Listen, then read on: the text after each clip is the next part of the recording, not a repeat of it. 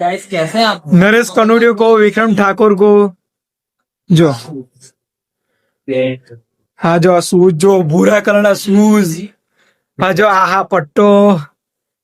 મફલરિયું लाल तो પછી લાલ કલરનું સ્વેટર લાલ લાલ કોણ પહેરે સ્વેટર બેન્ટ વાળા જેવું